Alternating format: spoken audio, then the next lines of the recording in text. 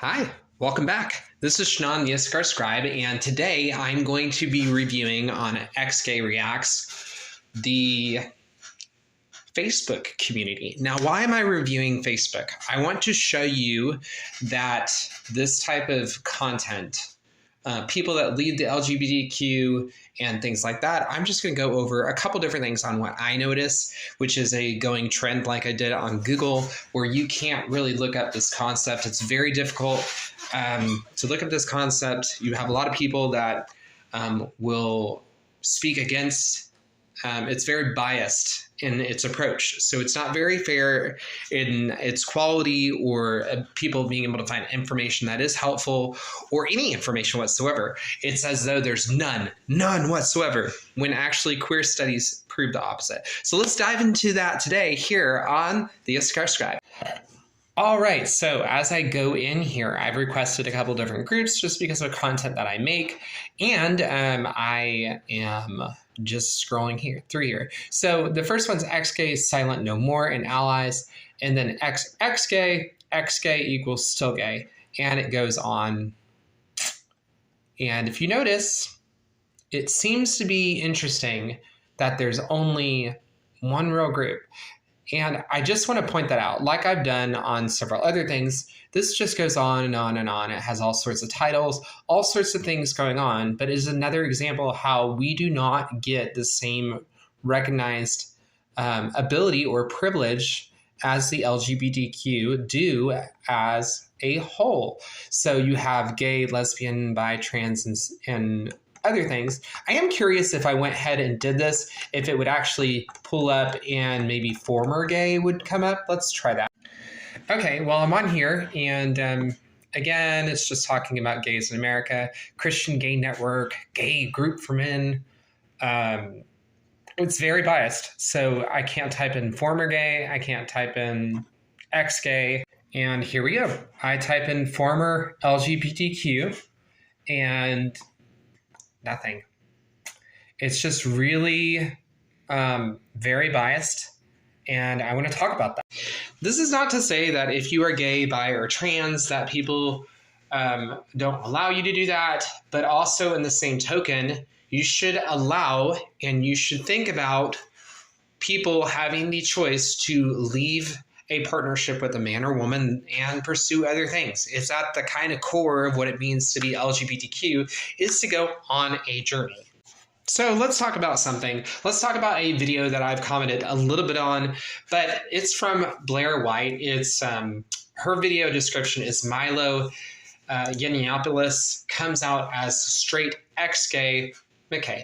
And so let's go ahead and hear what she has to say about this.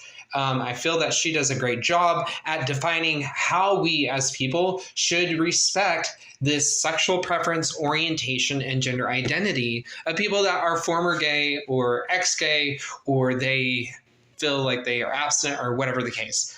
Let's go ahead and hear what she has to say about it. The leave me alone and I'll leave you alone type of camp. Like, I'm not necessarily going to believe that you have cured your homosexuality. I don't believe in that.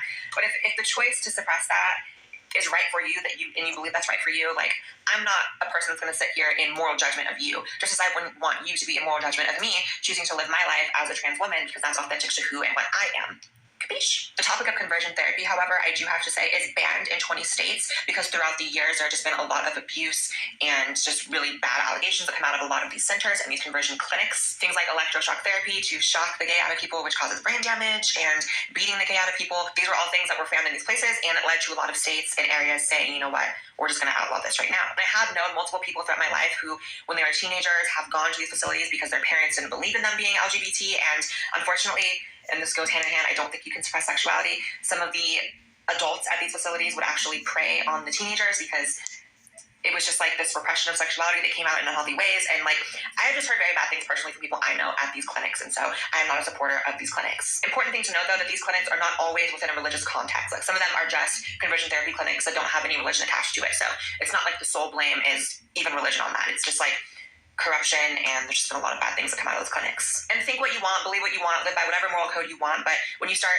shocking the gay out of people, supposedly, like, that's disgusting and crazy and wrong, and there is no evidence that goes back to support that. That's what we used to do to gay people in mental asylums, and sweetie, they're still gay. They're just gay with brain damage now, and that's tragic. And it does worry me when you suppress part of who you are, because I think even orientation aside, when you try to suppress something that is naturally within you and part of your spirit and your being, I think that it can come out in really unhealthy ways. But there is just a different path for everyone. And if the path for you is that, yes, I'm attracted to men of the same sex, but I want to not live that way, if that's right for you, I don't know how I can sit here and say, like, accept me for my life, but I won't accept you for your life. Like, I just wish you happiness, and I wish you all the best, and I hope that it actually works out in your favor.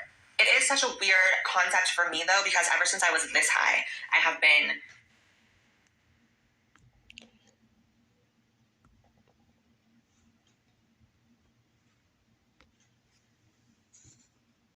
It's just really important to allow people to go on a journey.